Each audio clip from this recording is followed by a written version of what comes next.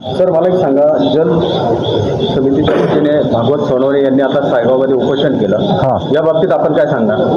त्यांनी उपोषण याच्यासाठी केलं आहे की बरोबर त्यांची मागणी अगदी रास्त आहे की आज डोंगरगावपर्यंत पाणी पोहोचत नाही आहे.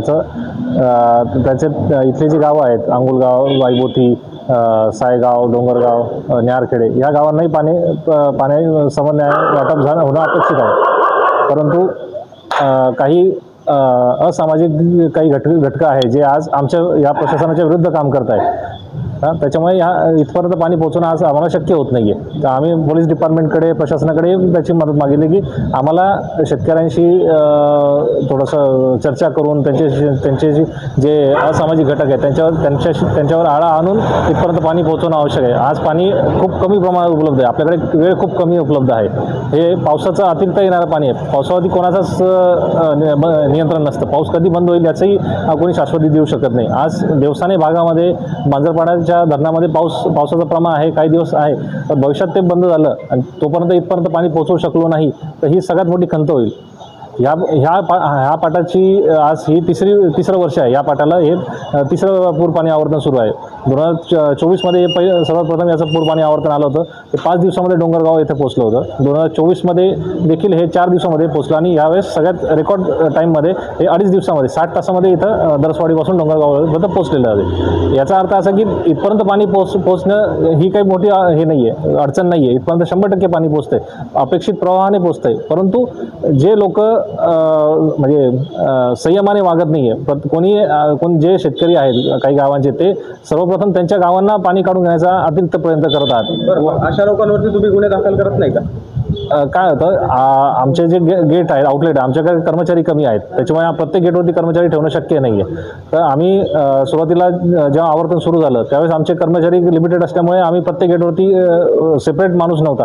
आम्ही गस्त घालून त्याच्यावरती नियंत्रण ठेवायचो. परंतु कालव्याची लांबी ही खूप जास्त 88 किलोमीटर असल्यामुळे एका गेटवरून दुसऱ्या गेटवरती किंवा ज्या ठिकाणी अनुचित घटना घडली आहे तिथं पोहोचण्यासाठी बराच वेळ लागायचा. त्याच्यामुळे तितका वेळ पाण्याचा अपव्यय होत होता. तर आम्ही प्रशासनाकडेही दाद मागितली. PI साहेबांनी आम्हाला रात्रीच्या बंदोबस्तासाठी काही होमगार्ड आणि रोज ते पुरवठही आहे. त्याच्यामुळे आज मागच्या 4 ते 5 दिवसापासून मोठ्या प्रमाणात आळा बसलेला आहे. मला एक सांगा साहेब, की आता जो पुणेगाव दरसवाडी आहे, हे तुम्ही जे कालव्याला पाणी सोडलेले आहे, हा प्रकार येवल्या तालुक्यामध्ये का अजून बाकीच्या इतर तालुक्यामध्ये पण एक पाणी फोडणं, रात्री पाठ फोडणे, असा प्रकार येवल्या तालुक्यातच आहे का बाकीच्या अजून इतर तालुक्यामध्ये पण? नाही, सुरुवातीला जसं पाणी आवर्तन सुरू होतं, सुरुवातीच्या प्रत्येक ठिकाणाहून याचे प्रकार सुरू होतात. परंतु काही काळाने त्यांना जेव्हा कळतं, ह्या गोष्टी समजतात की आपल्यालाही पाणी मिळणार आहे, तर चांदवडचा भाग जो आहे सुरुवाती 30 किलोमीटर, तिथं आता अशा कोणत्याही प्रकारची अडचण येत नाही आहे. त्याच्यानंतर कातरणी विकणी बाळापूरपर्यंत मनमाड हायवे जो पश्चिम भाग आहे आपला येवलाचा, तिथपर्यंत सुरुवातीला अडचण येत होता. परंतु आता पोलीस डिपार्टमेंटच्या सहकार्याने, त्यांच्या मदतीने आम्ही त्यांना हे केलेलं आहे, त्यांना प्रतिबंधित करून ठेवलेलं आहे. अदरवाईज ते अजूनही तयारच आहेत.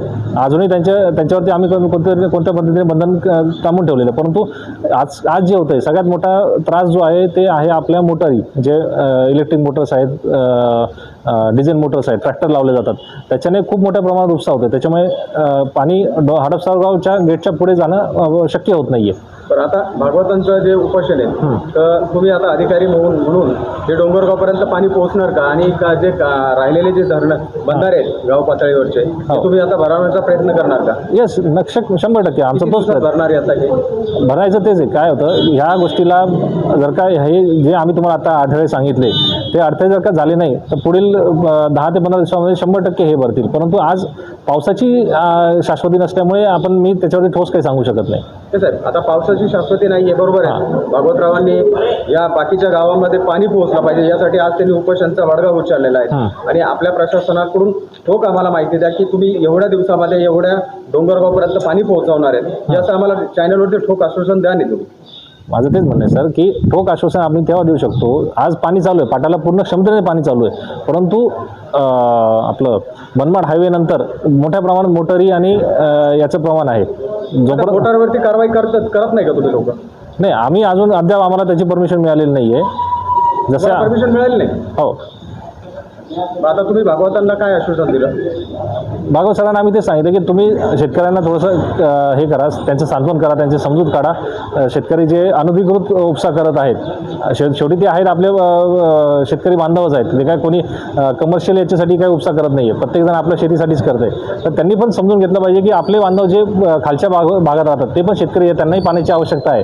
तर आपली जर का गरज तात्पुरते पूर्ण झाली असेल तर त्यांनी पाणी पुढे जाऊ द्यावं, जेणेकरून खालच्या लोकांनाही थोडंसं पाणी मिळेल, त्यांचीही शेतीचं नुकसान होणार नाही. त्यांचे जे पीक आज उभे आहे, त्यांचे भरणा आलेला आहे, तर त्या भरण्याला पाणी मिळून त्यांचाही रोजगार जे चालित आहे. हां, ड्रिलिंग आणि केसिंगवर जे आम्हाला जे पोल पाडले होते मोठे मोठे ना, त्याच्यावर कारवाई केलेली, पोलीस कारवाई केलेली, गुन्हे दाखल झालेले.